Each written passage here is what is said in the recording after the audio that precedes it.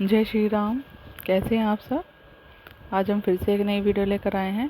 इस वीडियो में हम बात करेंगे हनुमान जी से संबंधित, हनुमान जी की साधनाएं, दिव्य दृष्टि और हनुमान जी को हम प्रसन्न कैसे कर सकते हैं, उनके दूत महाराज कैसे प्राप्त कर सकते हैं, उनकी रिद्धि सिद्धियाँ कैसे प्राप्त कर सकते हैं।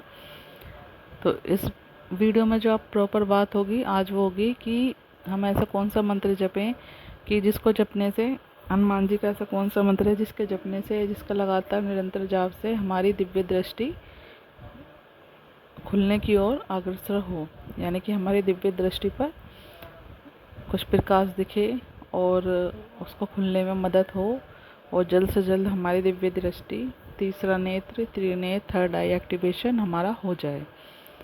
तो इस वीडियो में हम यही बताएंगे। वीडियो को आप अच्छे से सुनना। जो भी हनुमान जी के भक्त हैं, साधक हैं, वो इसको ज़रूर करेंगे। और भी सब कर सकते हैं, ऐसे नहीं है कि जो सिर्फ हनुमान जी की पूजा कर सकते हैं वही कर सकते हैं, ऐसा कुछ नहीं है। जिसको मन है, जो चाहता है, कोई भी धर्म, कोई भी जाति, किसी के लिए कोई परहेज नहीं है, कोई बंधन नहीं है। जिसका मन है वो इस साधना को कर सकता है। स्त्री कर सकते हैं, पुरुष कर सकते हैं। बच्चे साधना को ना करें। जिसको करना है 18 या 20 साल के बाद ही करें, कि साधना भी जब भी फलीभूत होती है जब उसका मतलब समझ आए, थोड़ा मैच्योरिटी आ जाए तो तभी साधना फलीभूत होती है कि उसका मतलब समझ हम आ रहा है, हम किस भगवान की पूजा कर रहे हैं, किस उद्देश्य से कर रहे हैं, ये भी हमें जानना चाहिए। तो इसके लिए आप कोई भी साधना करो, सबसे बड़ी बात होती है कि देखो हम उस चीज़ को विश्वास के साथ करें। वो किसने बताई है, क्यों बताई है। आप ये देखो कि हम छोटी से छोटी चीज़ों से भी हम सीख ले सकते हैं। अगर आप किसी की बताए हुए साधना कर रहे हो या उनका बताया हुआ को आप कोई मंत्र करते हैं, तो आप उसमें पूर्ण विश्वास कीजिए कि इसी मंत्र से होगा जो कुछ होगा। मेरा त्रिनेत्र खुलेगा, थर्ड आई एक्टिवेशन होगी, या मेरे को रिद्धि सिद्धियाँ मिलेंगी, जो भी होगा इस मंत्र से ही होगा। इस साधना में आप कर सकते हैं कि आपको सभी को पता है कि हमारे हनुमान जी बाल ब्रह्मचारी हैं और हनुमान जी की पूजा में बहुत ज़्यादा परहेज होते हैं। महिलाओं के लिए हनुमान जी की मूर्ति को वैसे छूना मना है, लेकिन स्त्री जो साधना करेंगी, जो भी स्त्रियाँ इस वीडियो को सुन रही है, वो जो साधना करेंगी तो सबसे पहले आप हनुमान जी को अपना बड़ा भाई मान सकते हैं। उनको बड़ा भाई मानने के बाद आप उनको तस्वीर को छू सकते हैं, मंदिर की साफ सफाई कर सकते हैं, फिर उसमें कोई दिक्कत नहीं है। क्योंकि हम बड़े भाई से हम कैसी बात कर सकते हैं, उनको छू सकते हैं, तब कोई प्रॉब्लम नहीं आने वाली। और स्त्रियाँ उन दिनों में थोड़ा परहेज रखें, साधना करें, अपना अलग जगह बैठ कर सकते हैं, हनुमान जी के सामने, या उस रूम में नहीं करें जहां आपने पूजा स्थापना की हुई है। आप अलग से कोई रूम में बैठे, अलग एक छोटा सा आसन अपना ले लें और उसी पर करें। हो सके तो माला आप यूज़ ना करें, आप सिंपल ही मानसिक जाप करें अलग से बैठकर। जाप आपका टूटना नहीं चाहिए। उन दिनों में आप अलग से कर सकते हैं ताकि आपकी ऊर्जा निरंतर बनी रहे, बीच में कोई दिक्कत ना आए। ठीक है, आप इस तरह कर सकते हैं। और जो पुरुष हैं उनको पूरे नियम परहेज करने हैं। 11 दिन की ये साधना होगी। जिसका मन है वो ज़्यादा भी कर सकता है, 11 दिन, 21 दिन, 41 दिन। ठीक है, मिनिमम लेकर चलते हैं हम, 11 दिन की हम साधना ही करेंगे। उसके लिए आपको क्या करना है, आपको हनुमान जी की मूर्ति अपने घर में स्थापित करनी है। जिसके नहीं है वो हनुमान जी के आशीर्वाद देने वाली जो मुद्रा होती है उस मूर्ति को ले आएँ। जिसमें पहाड़ उठा रखा है हनुमान जी ने, उस मूर्ति को ना लाएं। जिसमें सौम्य रूप से या तो वो साधना में लीन है या ध्यान में लीन है, या फिर जैसे आशीर्वाद देने वाली जो मुद्रा होती है हनुमान जी की, वो आप लेकर आएँ और उसको स्थापित करें। उसको पंचामृत से आप मतलब नहला तो नहीं सकते क्योंकि वो तस्वीर ख़राब हो जाएगी, तो आप उस पर छींटे मार सकते हैं। ठीक है, फिर आप कलश स्थापना भी कर सकते हैं। जिसका अगर मन है तो कलश स्थापना जैसे हम नवरात्रि में करते हैं ना, तो उस तरह से आप कर सकते हैं। कलश स्थापना करें, आप हनुमान जी का आह्वान करें, अपने कुल देवी देवताओं को याद करें। देखो कोई भी साधना है वो फलीभूत तभी होती है जब हम अपने पूर्ण विधि विधान से करें। किसी भी देवता तक पहुंचने का सबसे पहला जरिया यही होता है कि सबसे पहले हमारे कुल देवी देवता होते हैं, हमारे घर के पितृ होते हैं और हमारे जिस भी स्थान पर हम रहते हैं वहाँ के सभी देवी देवता होते हैं। उस स्थान के जितने भी गांव खेड़े के देवी देवता होते हैं उन सभी को नमन करें और साधना में बैठने से पहले धरती माँ को प्रणाम करें, तब जाकर कोई भी साधना शुरू करें। तो वो इतनी जल्दी फलीभूत होगी कि ना कि आपने सोचा भी नहीं होगा। और ये मंत्र ऐसा है, देखो बहुत ही ज़्यादा पावरफुल मंत्र है। इसको गलती से भी मजाक में आप मत लेना। जो सीरियस है वो ही साधना को करे। जो सच में ही हनुमान जी से प्रेम करते हैं और उनकी सिद्धि शक्तियाँ चाहते हैं, उनका आशीर्वाद चाहते हैं और चाहते हैं कि हमेशा हनुमान जी हमारे साथ रहें, अपना आशीर्वाद हमारे ऊपर बनाए रखे, बच्चों पर बनाए रखे, हमारे परिवार में सुख शांति बनी रहे, तो उस चीज़ के लिए भी ये होती है। ये नहीं है कि आपकी सिर्फ दृष्टि ही खुलेगी, इससे और भी बहुत सारी आपकी प्रॉब्लम कम हो जाती है। ठीक है, तो आप ऐसा कर सकते हैं। ये सब हो गया आपका।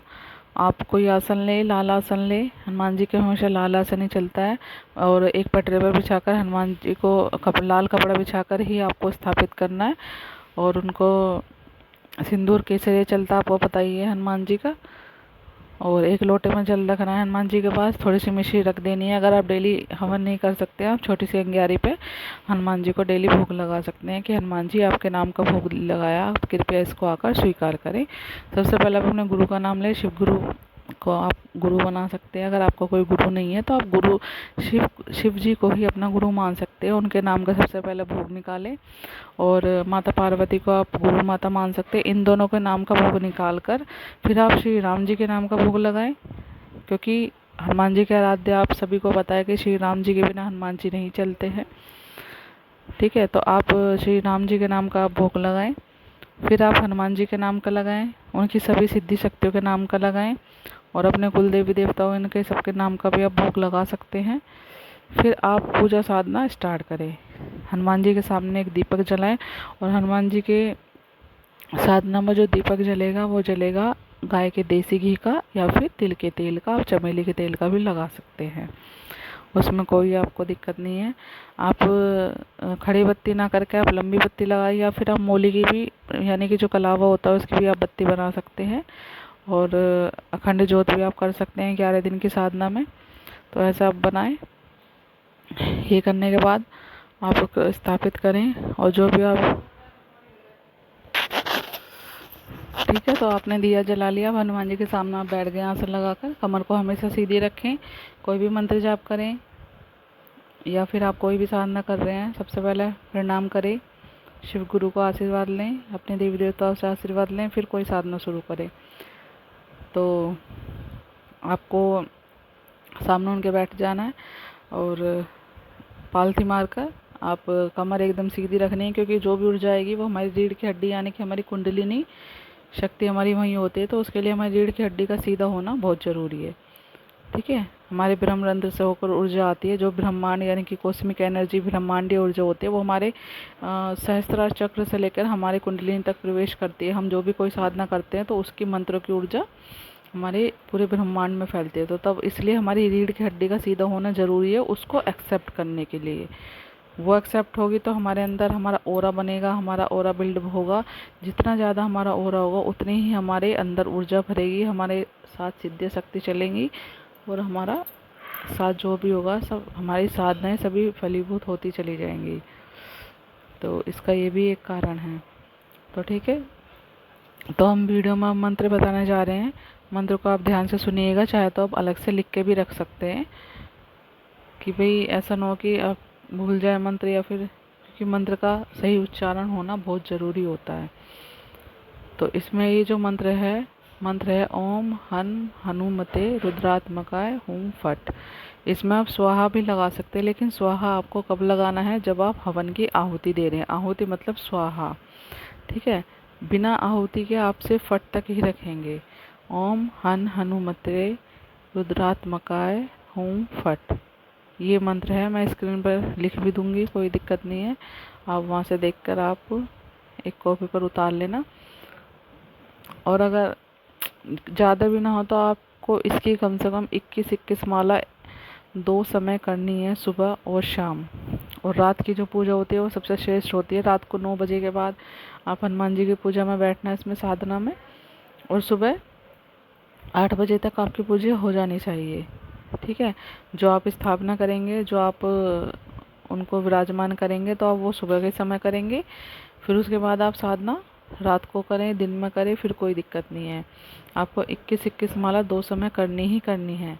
ये तो हो गया आप जो आप वाचिक जप करेंगे, यानी कि जो आप बोल कर करेंगे, ओम हम हनुमते रुद्रात्मकाय होम फट, एक तो ये हो गया।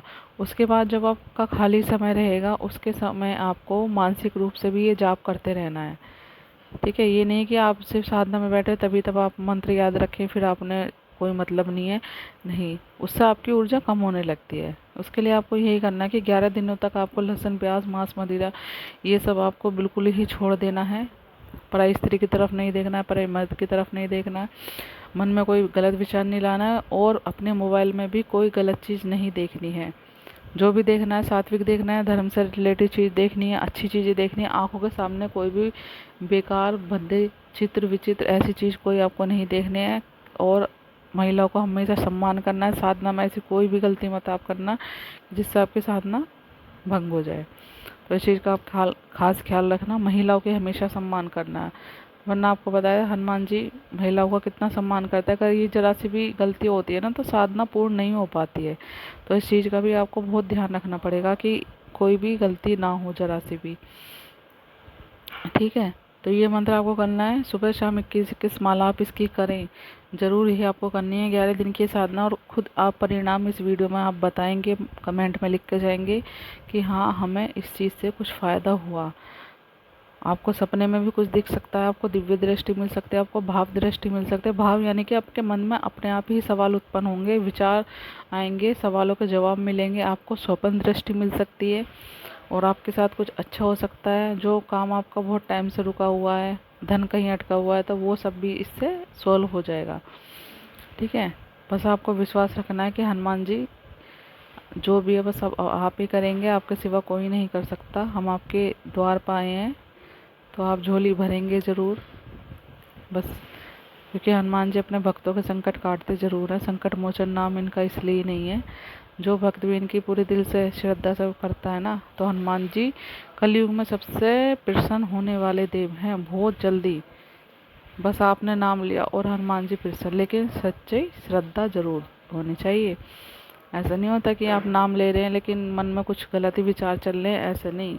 भगवान तो हमारे विचारों को उत्पन्न होने से पहले ही पढ़ लेते हैं कि इस इंसान के दिलो दिमाग में क्या चलता है, क्या सोचता है, क्या नहीं सोचता। तो उसके लिए मन से शुद्ध होना भी बहुत ज़रूरी है। और ये साधना आपको मानसिक रूप से भी शुद्ध कर देगी। जो आपके विचार हैं गलत सलत, वे भी आपके जीवन में भी बदलाव देखने को मिलेगा इससे। ठीक है। बाकी हम सभी तरह की साधनाएं सिखाते हैं। पूर्ण रूप से हम ऑफलाइन ऑनलाइन दोनों तरीके से हम सिखाते हैं। जिसको घर आना है आप घर पर आकर सीख सकते हैं, ऑफलाइन सीख सकते हैं, ऑनलाइन सीख सकते हैं।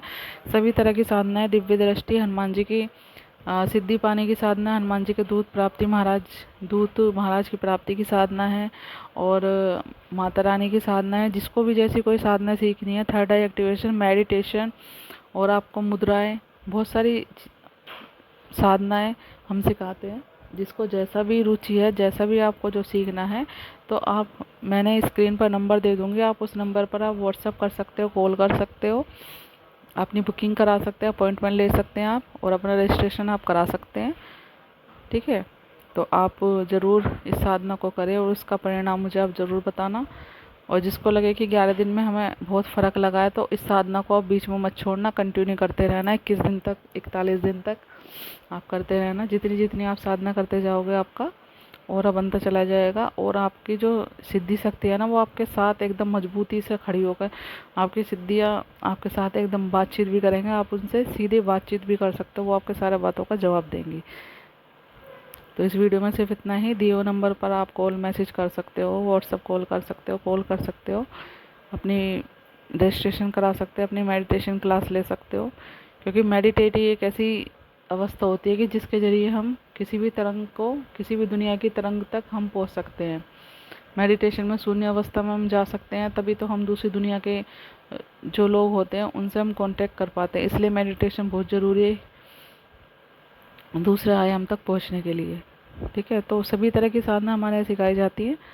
आप कॉल करें, अपना रजिस्ट्रेशन करें, इस साधना पर पूरा विश्वास रखें, हनुमान जी की जय हो। जय श्री राम।